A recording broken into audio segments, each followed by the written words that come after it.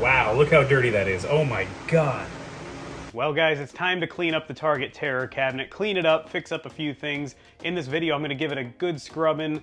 It's pretty nasty, as you may have seen in the little teaser in the beginning there. I'm gonna take it apart, clean it up, replace a few things like the T-molding, and other than that, we should be good to go. Unfortunately, the cabinet isn't 100% fixed yet. The monitor is giving us a lot of trouble. We're still trying to work on getting the red color back. I think we finally narrowed it down to what it has to be, and if it's not that, I'm not sure what else to try at this point. We've pretty much rebuilt the entire neck board, but anyway, there may be one more video coming once we do get it working, just to give you guys the final update on it. For now, here's the cleanup and the repair, I guess. A few things got repaired of Target Terror.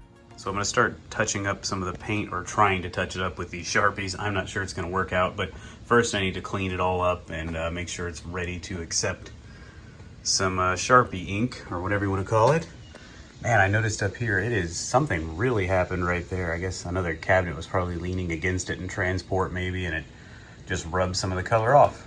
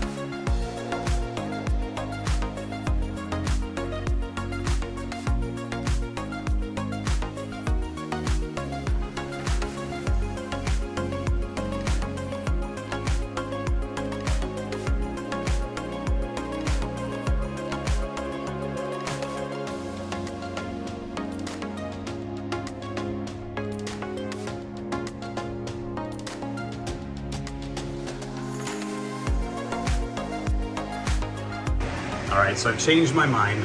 I'm not gonna actually try to fix all of this side art. There's just too much going on. This is here. There are little holes in the art everywhere. I did touch this up. It's kind of hard to tell now, but there was a big scratch there. I'm gonna probably do like a few of these things that are easier to touch up, but I'm just not gonna go crazy. This is gonna be up against another cabinet. This stuff down here is really, really sticky and really nasty. I've been scrubbing at it. Tried bleach wipes, tried simple green, it's not coming off. Currently we're waiting on parts to come in for the monitor. I hope that we've pinpointed the problem and it'll be up and running soon, but for now, let's work on more of the cabinet. This is the speaker grill. Underneath here just appears to be a regular car speaker, which I always found interesting, but you can see it's pretty rusted up. I think I'm gonna take it off, try to spray paint it, maybe sand it a little bit first, then try to spray paint it. And also, I wanted to point this out. If you're ever working on, hold on. If you're ever working on a real arcade cabinet, you're gonna need a special Torx bit. These are security Torx bits.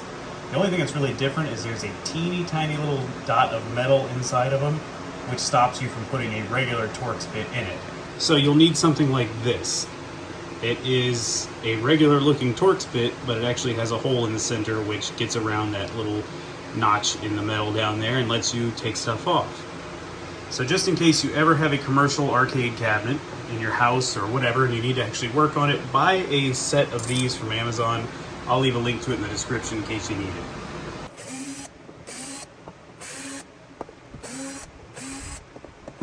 Of course, important to always remember where you put your screws, so I'm gonna go put these somewhere that I'll remember. Ooh. Wow, look how dirty that is. Oh my God. So under the speaker, I don't know if you can see it there, is a little ridge of dust. Wow, that's really dirtier than I thought it was. But here's the grate. I think this is all dust too. Yeah. Whoa. Okay, so that's little like dots of dust that formed from sitting here. Okay, so I'll get it all cleaned up now. By the way, I'm sure this is bad to use one of these wipes on a speaker, but ugh, here I am. I'm using the white because it's wet and it won't hopefully let this crap go flying. But that's really gross. If you ever wonder what maybe like 40,000 people's skin cells smell like, buy an arcade cabinet, clean it up. You'll find out quickly.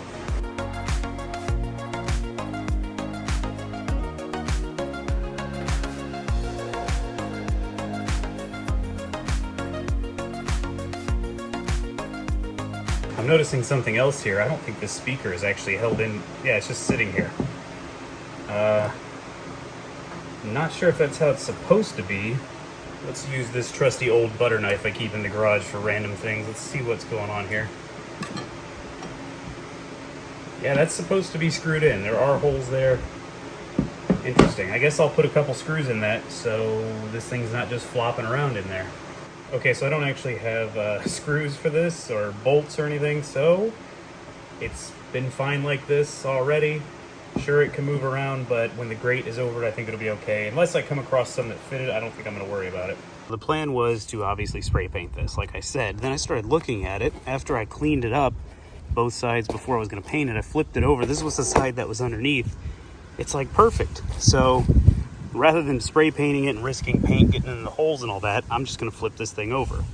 That said, I am going to spray paint these just because they have a little bit of rust on them, and then hopefully we'll be good to put it back on.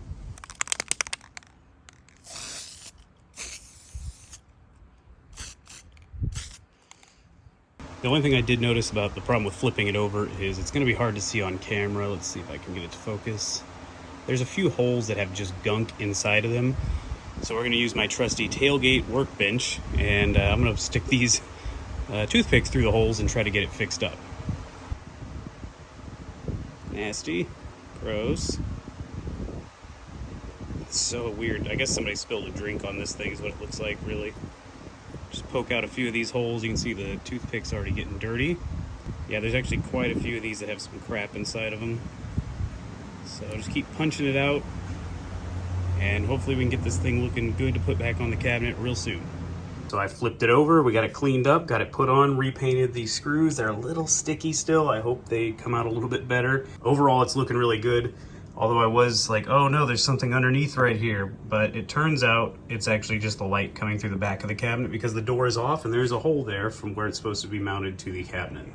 Overall, I think I'm going to leave the deck the way it is at this point. You know, we put some Sharpie here earlier in the video to hide that. I can touch up a few more spots though. Now the next thing is going to be to get this glass off, which again, more security screws. I think it's a T15 Torx security screw. There are screws at the bottom and on this little piece at the top. That way I can get the glass off there, clean the spider webs from underneath the screen, which you might be able to see some of it in there.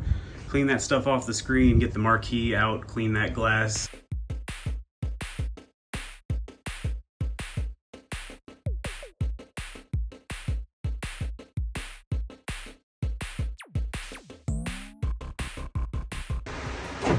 There we go.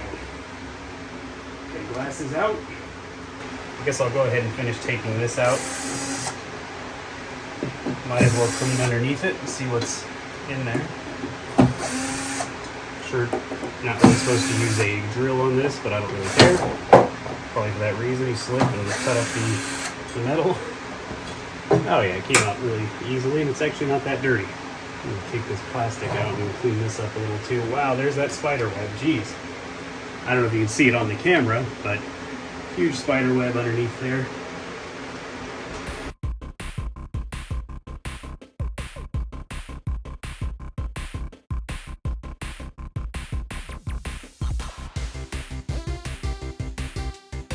I took the marquee off. I thought I was recording the process, but I don't think I actually did. Is that dust? Yep, dusty in there, spider webs, but the light works. I'm leaving it alone. And I'm just going to clean everything up and put it back. All right, we're back here at the trusty tailgate workbench. I love that. Don't really have an area for a workbench in the garage, so this works perfectly. I put my tailgate down, got my tools and stuff, you know, ready to go. So but here we're just going to clean this up a little bit. Actually, I don't even know why I'm going so crazy on cleaning it. This part's going to be behind the screen anyway, but might as well give it a wipe down. Got to get these spider webs out of here.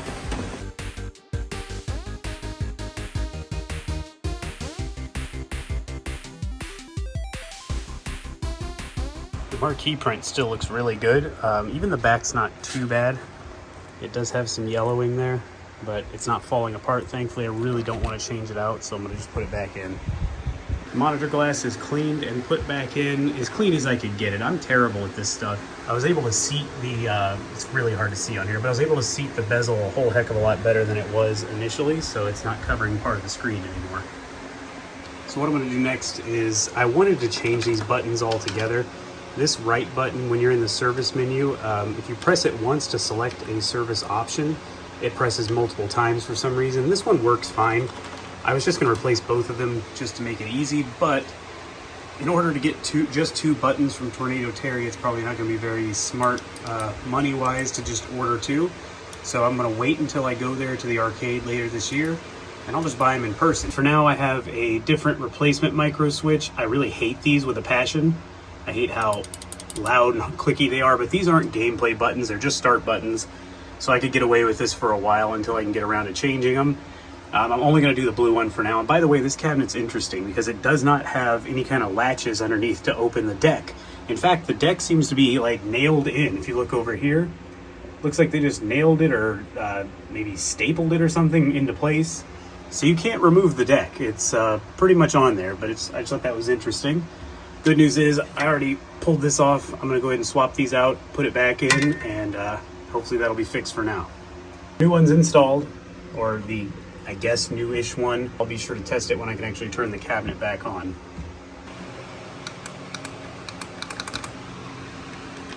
Can't even hear the micro switch on this one because it's quiet, not one of these really heavy gram or whatever they are.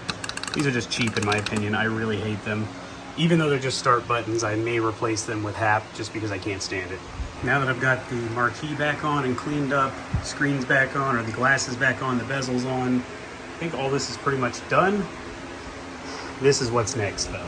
Let me try to focus again on this. You may have seen it already. Look at this terrible textured T-molding crap. It's coming off anyway. It's got to go.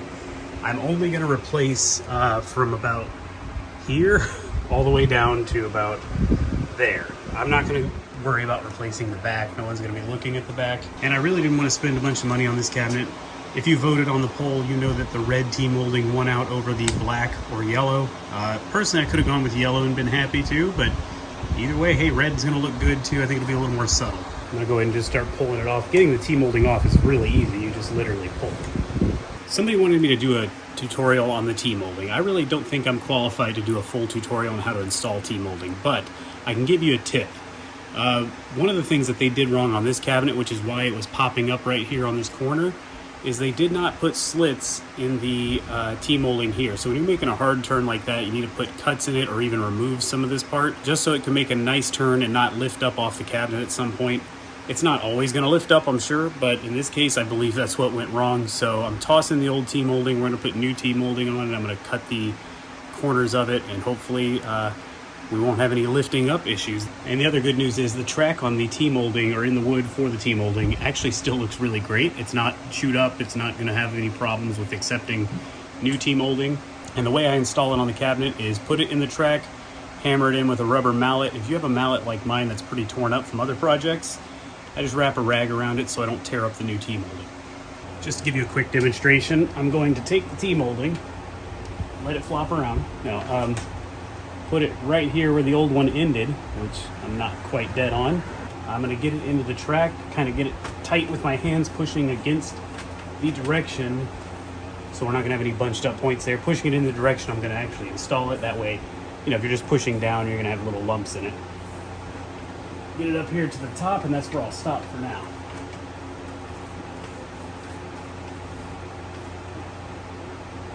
So you may not always be as lucky as I got. I don't even need to use the mallet right here, and I probably should have done a better job here, but again, back of the cabinet, don't really care. But for the areas that are tough, just take the rag and whack it along the side there until it's nice and flat all the way down. So now that I'm coming to this bend right here, I'm just gonna get it close to the bend, make a little notch in it here, make another one here. Again, I don't know exactly what I'm doing, but it seems to work for me on the top, so I'm gonna go with it here. I already did the top off camera, by the way, just to make sure I don't look like a total idiot. So I've made a little notch in it. It's not a pretty notch by any means. Hopefully it's functional. I'm literally going off what I've seen on people's videos and from when we did the Killer Instinct cabinet.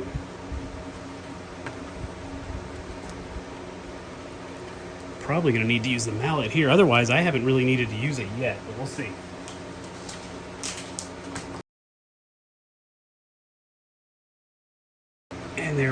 it's in. Hopefully it doesn't lift up out, but so far it's holding really well.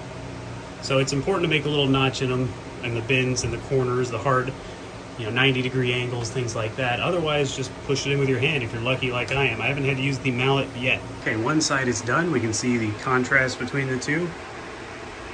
I think the red looks really good on here, actually. And what I'll do now is just do the left side off camera and show you the final product. All right, both sides are on. I think it's looking pretty good now. That old T-molding was really, really disgusting, and I hated everything about it. So, got this done. I'm not a pro at it or anything, but it's holding at least, which is good. I did want to point this out. Whoever put on the left side T-molding did cut out a little spot around one of the hard corners, and of course that part was still holding. So, good for them, I guess, but that was the only notch that I found, strangely enough. Well, there you have it, guys. The cabinet is in the shed cade, as you probably saw in the beginning. It is running, it's playable, it just doesn't have the red color yet. Hopefully by next week we'll have this thing figured out, repaired, and up and running. At least it's in here for now. I'm not sure if I'm gonna leave it there. I might switch spots with Killer Instinct and Target Terror because it's blocking the shelf above it. Didn't really see that coming, but these are the things that happen when you put a shelf up before you put arcade games in. I know this video is a little bit longer than usual, but I hope you enjoyed something and hopefully you learned something. And if you did, please give the video a thumbs up, subscribe for more arcade content, and leave me a comment. Let me know what you think. I know I cheaped out in a few spots, so don't give me too much crap, but I can always fix it up more later. And until next time, guys, thank you so much for watching, and I'll see you on the next video.